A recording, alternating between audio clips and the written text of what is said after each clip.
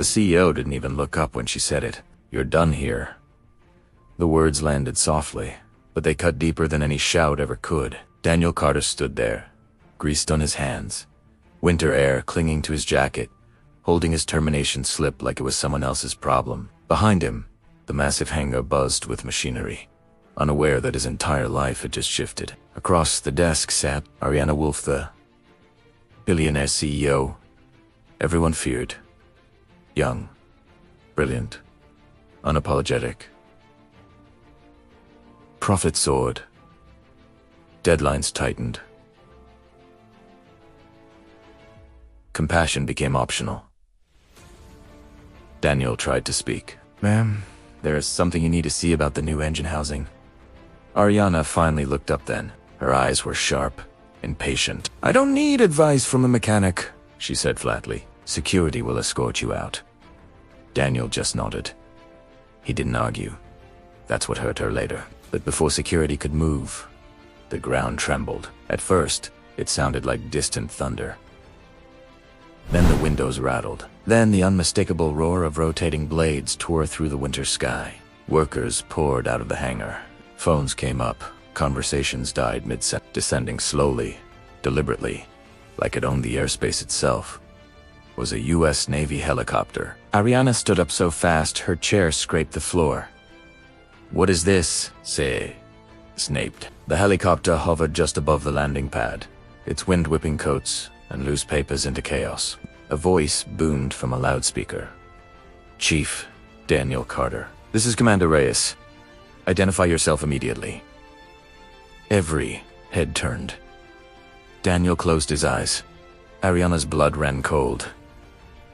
"Chief," she repeated under her breath. Daniel took one step forward. "I'm here." The helicopter door slid open. A uniformed officer jumped down, boots hitting concrete with authority. He looked straight past Ariana, past the CEO, past the executives on. Snapped a sharp salute at Daniel. "Sir, we've been searching for you for 3 months." Silence swallowed the yard. Ariana's mouth opened, but nothing came out. If you're still watching, don't look away now.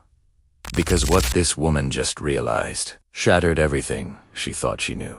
The officer turned to Ariana, his expression hardening. "Ma'am, your company has a critical structural flaw in its winter deployment aircraft, one that only he can fix."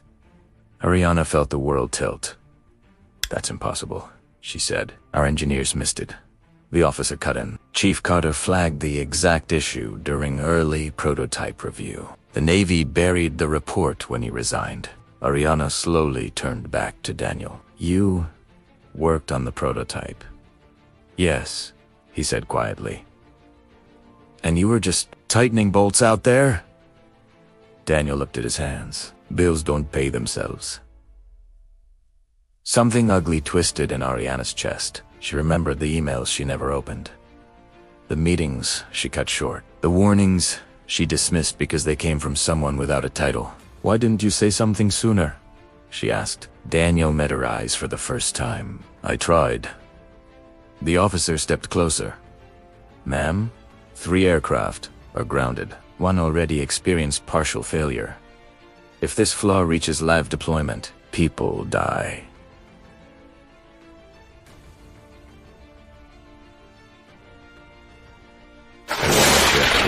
This wasn't about money anymore. This was about blood. She swallowed hard.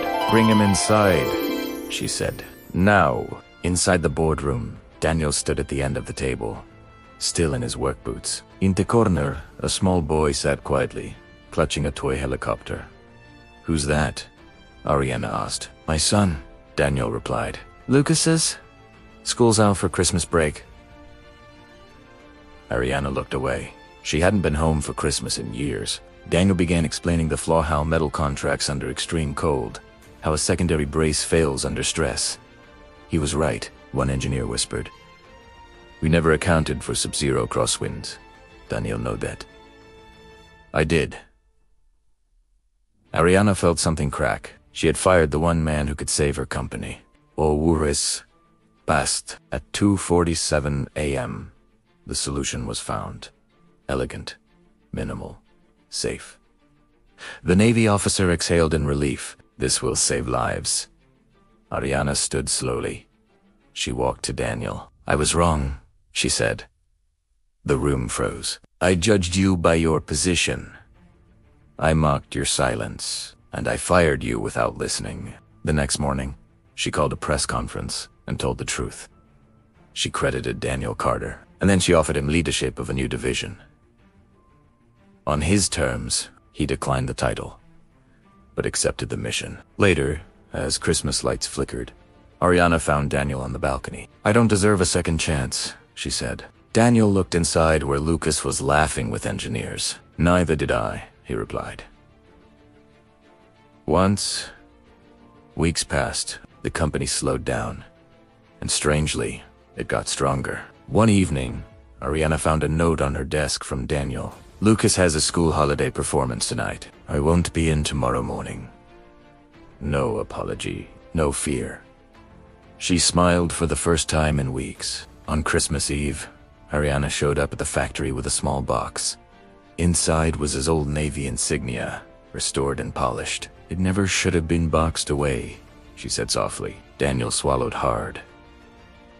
Thank you. She shook her head. This isn't for you. She glanced at Lucas.